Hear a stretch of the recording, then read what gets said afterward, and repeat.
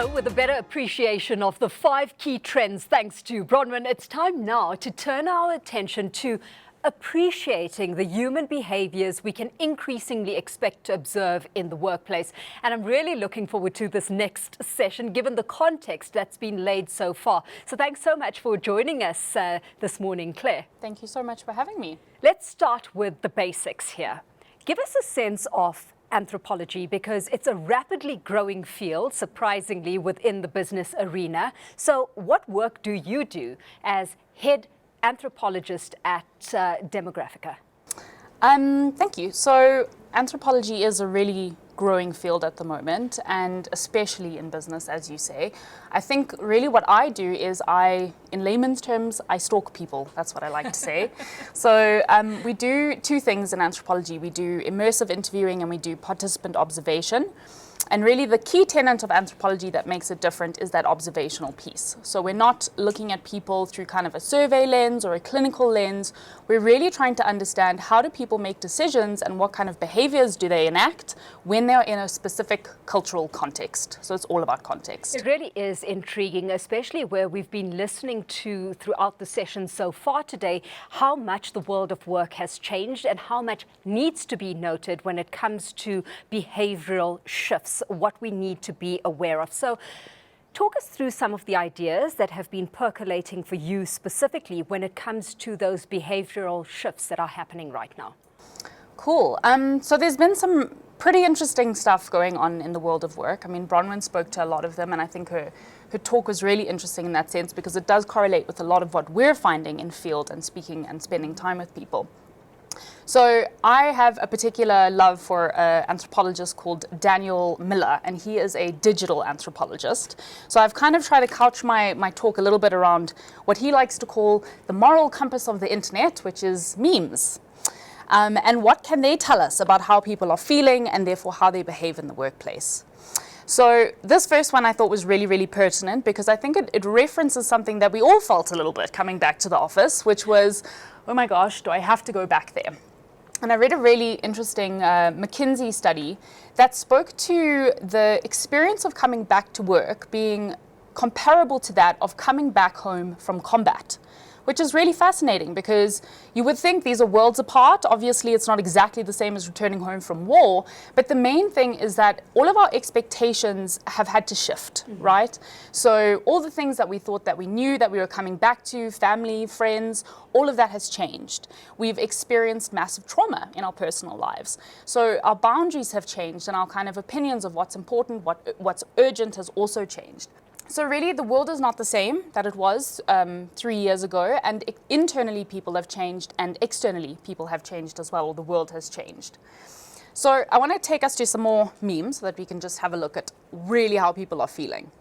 So it's this big feeling, I think, for human beings of, how do I do this again? Like, is this really, is this natural? Is this something I should feel when I'm going back to work? So our top left-hand corner one says, after being off work for so long, I forgot what it is that I pretend to do around here. So there's 2 things that are really interesting for me on this meme. It talks to a kind of futility. So at the moment, people are really evaluating, what does my work ladder up to? It's not necessarily purpose-driven. It doesn't have to be about, fulfilling your life's purpose, but you do have to know where your role is making an impact in the organization. Because if your job feels futile, you really don't feel engaged in your work. The other thing that's important, and that's the one on the right-hand side here, we've got Gandalf. If you're a Lord of the Rings fan, you'll know that. And he says, back to the office after ages, I have no memory of this place. And in Gandalf's particular situation, he's coming back to the mines of Moria, which he's been to before, but he doesn't know it. It's a different place. And many people have experienced this. It's that lack of familiarity. Even seeing colleagues who've been through a lot over the last couple of years, meeting them where they're at now and realizing they've gone through the most can be very jarring for other employees, because you expect to see a happy, smiling person, and you're actually meeting someone who's been through some of the greatest traumas of their life. And then in our last little meme here, It's the famous white woman trying to understand things. And she says, trying to figure out how to talk to colleagues at the office. And this one really talks to, for me, belonging. It's about feeling connected to others at work. It's about remembering how to make conversation and actually kind of share interactions with people. So we're really, really struggling with all of these different facets of the working world. Is this an institutional memory you necessarily still need? Because I know we all talk about this return back to normal, but that's just a fallacy, right? Because we're living in a new reality. Exactly. That's exactly it. I mean, it's actually something that I think we need to let go, as you say, and it's not going to help us in the future because we have to adapt. We have to go forward. So I want to go to my last one. Actually, I mean, kind of brings forward this question that you were sort of asking, because it started to make me think, looking at all these memes. Do we really want to feel seen at work? Like, do we actually want to feel that our work knows us, that we're well known by our office? Do we want that feeling? And I think the reason for that is because of this, right? This is kind of what we think of as being seen at work. But of course, there's a huge difference between feeling seen and being watched, right? And what we're really feeling as employees in the workplace is actually that now more than ever, we do want to be seen, but it's in a different way. Surveying people or kind of observing them doesn't necessarily equate to really knowing who they are. So we do want to be deeply known. And as a consequence of this, we want treatment to feel equitable, not equal. And I think that's the biggest difference that I've really seen in how people have interacted and engaged with me. So for example, you know, you'll have people saying things like it's absolutely non-negotiable now that if I am a worker who needs to travel into the office on a daily basis, I need to be paid for that travel, right? I need to have a car that's provided by the business. If I'm a frontline worker, I am at risk. And businesses who didn't just show empathy towards that anxiety, they didn't necessarily have to do anything, but if they didn't show the empathy for that, they really lost out. So for me, this is really about this huge shift towards customization and personalization of job roles, benefits, compensation in your particular area of work. It's really all about saying, am I seen in my role? Do I feel like I give something back? And then what am I getting back from that, right? What am I getting reflected back that I can know that my place here is important and that I'm actually more than just this employee, right? Yeah. This strange human conundrum where we both want to be seen, but also kind of, in a way, left alone, has led to a number of different things that happen in the workplace and almost kind of predict in some ways, I think, whether people are going to remain at your workplace or not. The ones I really want to bring your attention to are the second last one. The expense of being at work is fully realized for some people. Businesses are cutting superfluous costs, and so are employees. So things like travel, food expenses, daycare, clothing. I don't know about you, but when I went back to the office, I realized how much money I was spending when I was going to work. And I've had a lot of feedback from people like that. You know, just looking at the price of petrol, traveling to work is an expense. And I think before, people used to kind of couch these two things together and just think, well, in order to go to work, I've got to get to work and buy the clothes and do all these things. But now they're really looking at, actually, there is a cost to working. And while businesses are also thinking about how do we cut those costs and really trim down, so are employees. So we shouldn't be surprised when employees do that. And it really leads well into the last one. And Bronwyn spoke about this a bit too. Younger people being increasingly aware of exploitation.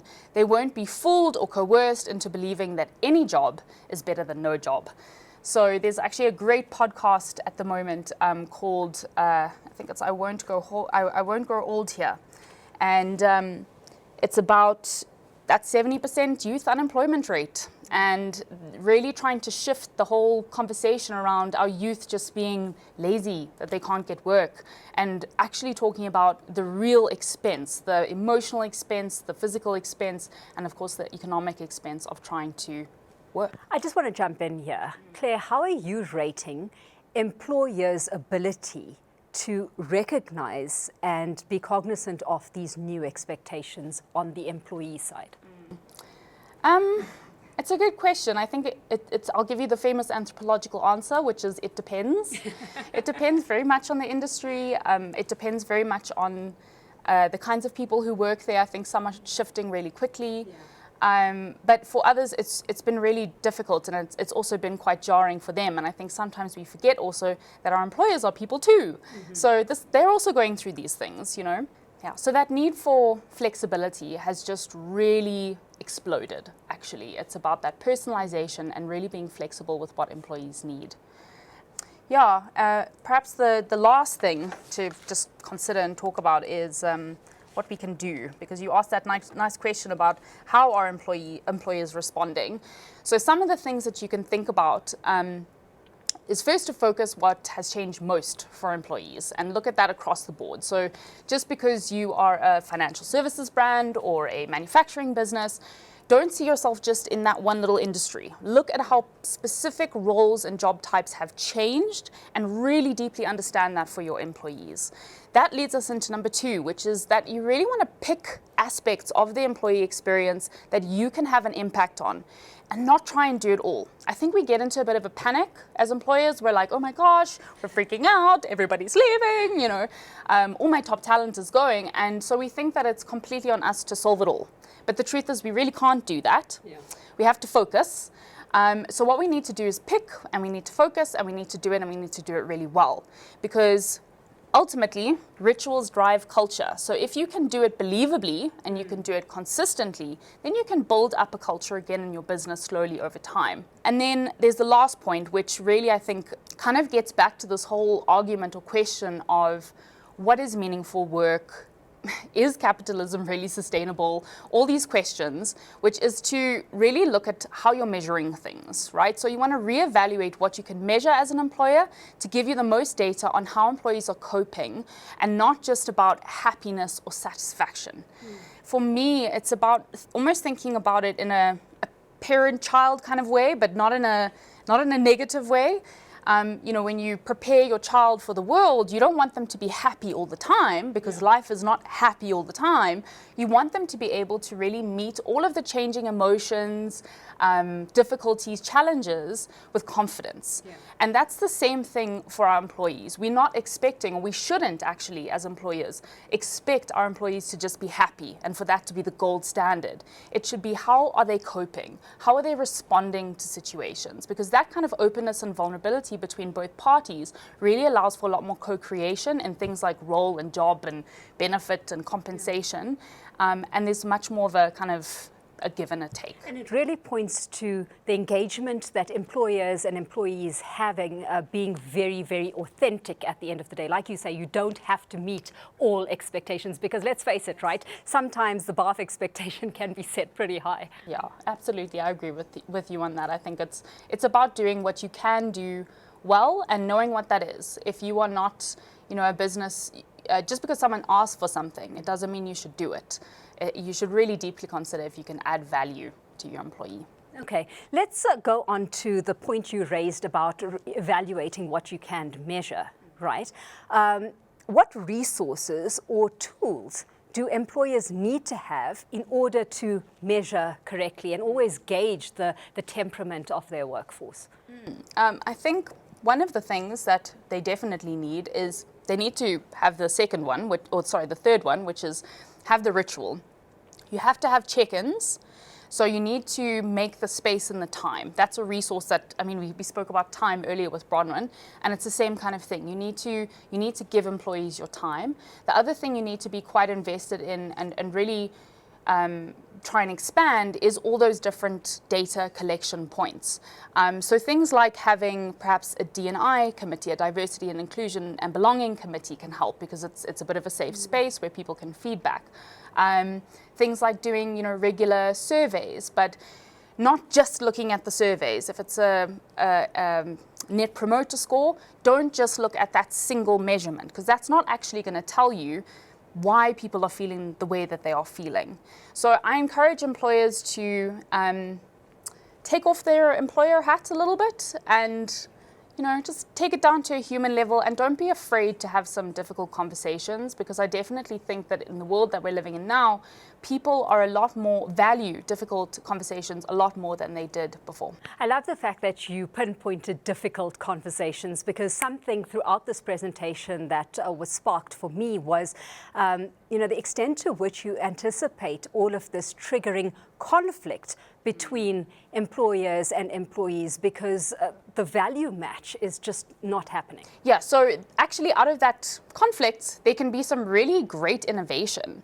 You know, you can, once you've kind of taken off the masks that we all wear, we can have a lot more honest conversation. I think that really ultimately leads itself to richer, more meaningful solutions for people. Claire, thanks so much. It really has been such an insightful session and so many nuggets that we can really extract from the conversation today. So thanks so much for having been with us. Thank you so much for having me.